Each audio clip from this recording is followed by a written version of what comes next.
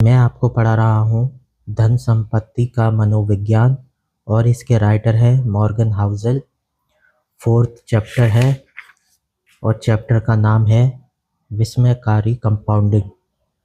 और इस चैप्टर का कोट है, वॉरेन बफेट की 84.5 बिलियन डॉलर की शुद्ध संपत्ति में से 81.5 बिलियन डॉलर उनके 65वें जन्मदिन के बाद आए। हमारे मस्तिष्क ऐसी अनर्थ कथा संभालने के लिए नहीं बने हैं। दोस्तों, मेरे चैनल का नाम है थिंकटन और ये एक एजुकेशनल चैनल है। इस चैनल का मेन मकसद तो गरीब बच्चों की शिक्षा के लिए है।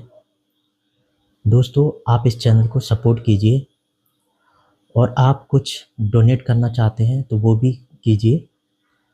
इस चैनल को अगर आप शेयर करते हैं वो भी एक डोनेट है।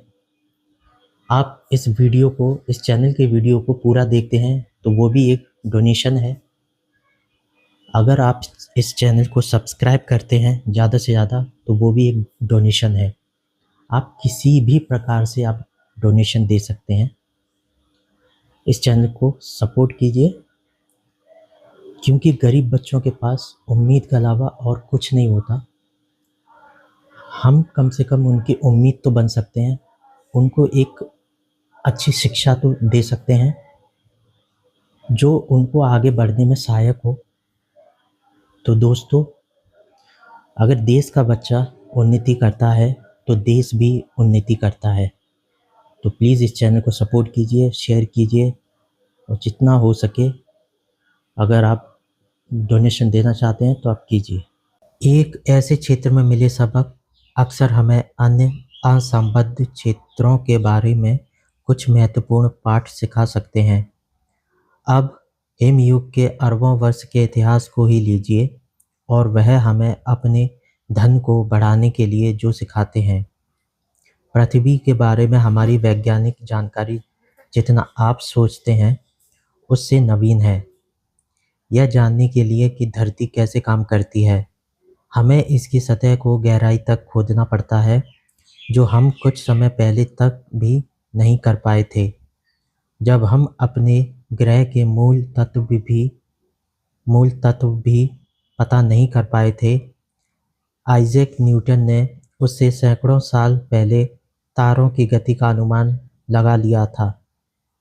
19वीं शताब्दी में जाकर वैज्ञानिक इस बात से सहमत हुए कि अनेकों बार पृथ्वी पूरी तरह बर्फ से ढकी हुई थी। बहुत से प्रमाण होने के कारण इसके विरुद्ध जाने की संभावना ही नहीं थी।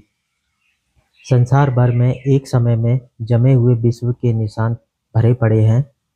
अव्यवस्थित रूप से यहाँ वहाँ बिखरे विशाल शिलाखंड, महीन परतों में कुरेदे हुए चट्टानी तल। ये प्रमाण स्पष्ट रूप से दर्शाते थे कि सिर्फ एक हिमयुग नहीं आया था, बल्कि 5 अलग अलग हिमयुग जिन्हें मापा जा सका। ग्रह को जमाने, फिर से पिघलाने और एक बार फिर से जमाने में लगी ऊर्जा चौंका देने वाली है। आखिर पृथ्वी पर हो रहे इन चक्रों का कारण क्या हो सकता था? यह संभवतः हमारे ग्रह पर सबसे शक्तिशाली बल होना चाहिए, और यह था भी, बस वैसे नहीं जैसा किसी ने सोचा हो। हिमयुग क्यों आया, इस बारे में अनेकों परिकल्पनाएं थीं। उनके महाकाय भूवैज्ञानिक प्रभाव के कारण ये परिकल्पनाएं उतनी ही भव्य भी थीं। ऐसा माना जा रहा था कि पर्वत श्रृंखलाओं के उठने से पृथ्वी की हवाओं में आए बदलाव ने जलवायु को भी बदला होगा। कुछ परिकल्पनाओं ने इस विचार का समर्थन किया कि हिम प्राकृतिक अवस्था है जो महाकाय ज्वालामुखी विस्फोटों से बाधित हुई, जिसके चलते पृथ्वी का तापमान बढ़ गया।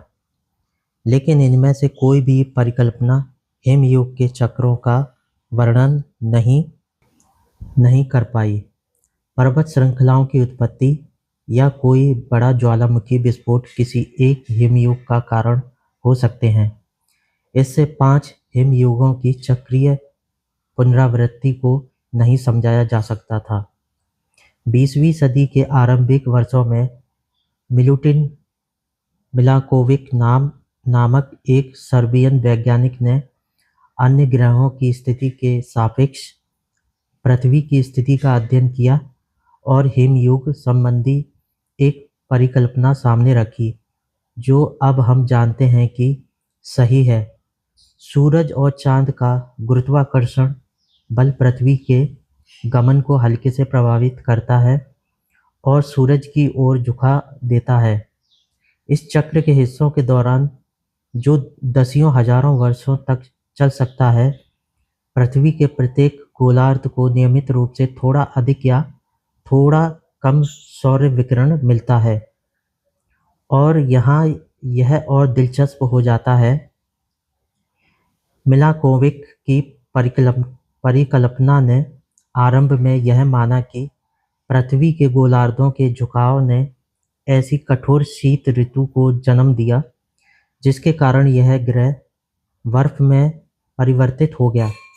लेकिन व्लादिमीर कोपेन नाम के एक रूसी अंतरिक्ष विज्ञान शास्त्री ने मिलाकोविक के शोध का गहराई से अध्ययन किया और एक अद्भुत सूक्ष्म भेद खोज निकाला। मध्यम रूप से ठंडी ग्रीष्म ऋतु बर्फीली अपराधी थी, ना कि ठंडी शीत ऋतु। यह तब शुरू होता है जब कोई ग्रीष्म ऋतु इतनी गर्म नहीं हो पाती कि पिछली शीत ऋतु की बर्फ पिघला सके। बची हुई बर्फ का आधार आने वाली शीत ऋतु में बर्फ का जमना और आसान कर देता है, जो अगली ग्रीष्म ऋतु में बर्फ के जमे रहने की संभावना बढ़ा देता है और फिर से आने वाली शीत ऋतु में अधिक जमाव का कारण बनता है। शाश्वत बर्फ अधिक सौर किरणों को प्रतिबिंबित करती है, जिससे ठंडक बढ़ती है, फिर और अधिक हिमपात होता है और यह चलता रहता है।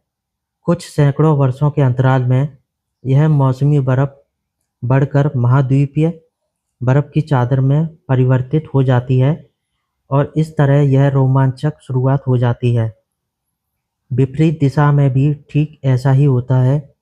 एक कक्षीय झुकाव जो अधिक सूरज की रोशनी आने दे शीतकालीन बर्फ को अधिक पिघलाता है, जिससे आने वाले वर्षों में कम सौर किरणें प्रतिबिंबित होती हैं।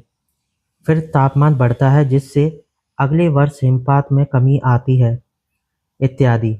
इस प्रकार यह चक्र चलता है। यहाँ अद्भुत बात यह है कि किस प्रकार परिस्थितियों में अपेक्षाकृत छोटे परिवर्तनों से कुछ इतना बड़ा विकसित हो सकता है। शुरुआत होती है किसी ठंडी ग्रीष्म ऋतु की बची बर्फ की एक महीन परत के साथ, जिस पर कोई ध्यान भी नहीं देगा, और फिर भूगर्भीय रूप से पलक झपकते ही पूरी पृथ्वी कई मील मोटी बर्फ की सतह से ढक जाती है। जैसा कि ग्लेशियोलॉजिस्ट ग्वेन स्कूल्टर्स कहते हैं, बर्फ की